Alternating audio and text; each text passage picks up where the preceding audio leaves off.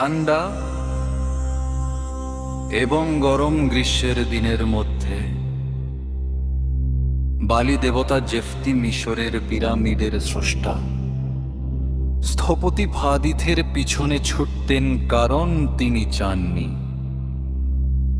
যে সেগুলি তার মরুভূমিতে তৈরি হোক, কারণ তার বালিতে শক্তিশালী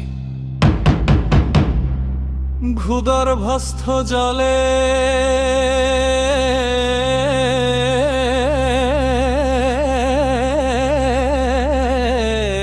নালা ছিল যা বিভিন্ন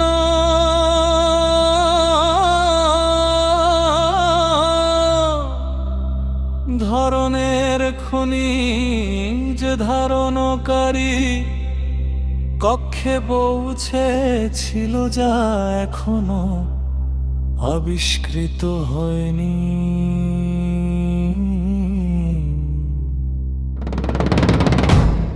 এবং যা ইতিমধ্যে বিদ্যমান খনিজগুলির চেয়ে আরো শক্তিশালী এবং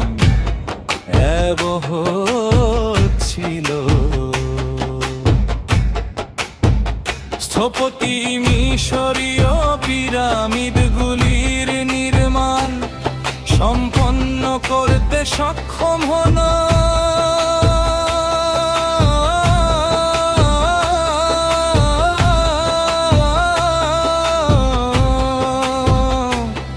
কারণ তিনি সিংহের মাথার উপরের স্তরের একটি কক্ষ থেকে মৃতদের বইটি পেয়েছিলেন। জেফতি স্থপতি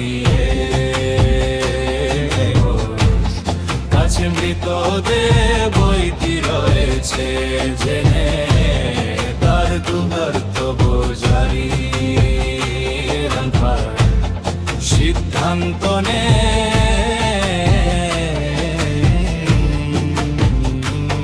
তিনি জানতেন যে তিনি ভিতরে থাকা কোনো একটি মন্ত্র দিয়ে তাকে হত্যা করতে পারেন। তিনি নির্মাণ শেষ না হওয়া পর্যন্ত অপেক্ষা করেন এবং একদিন বিকেলে যখন স্থপতি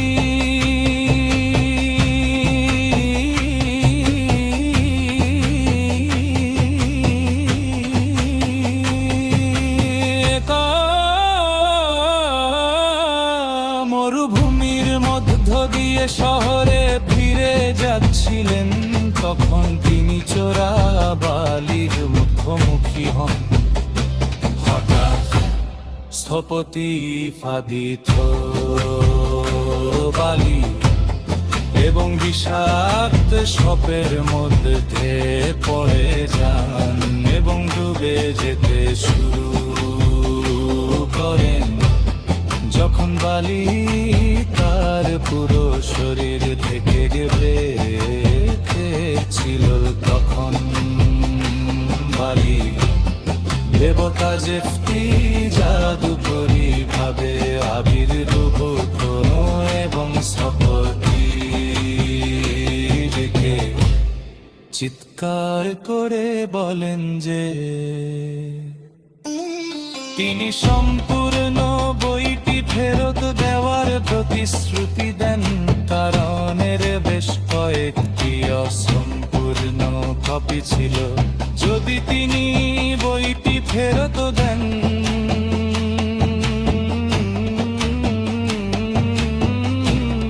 তাহলে তিনি তার জীবন বাঁচাতেন।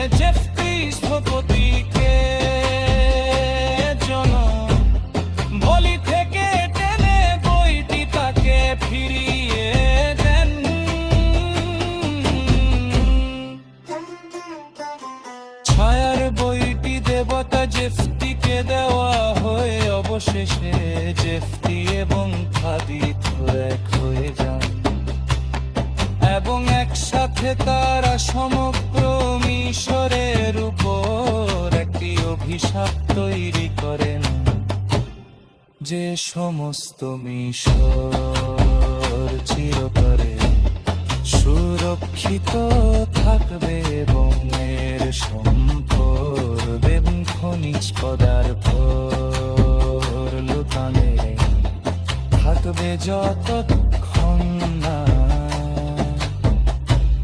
তারা ভবিষ্যতে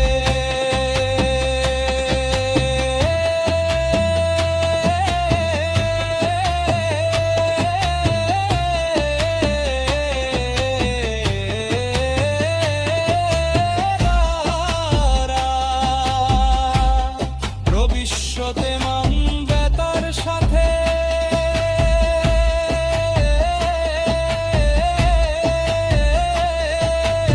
কে বক করে নেওয়ার সিদ্ধান্ত কারণ তারা প্রচুর কষ্ট পেয়েছে এবং সেগুলি পেতে প্রচুর রক্তপাত করেছে তারা উভয়ই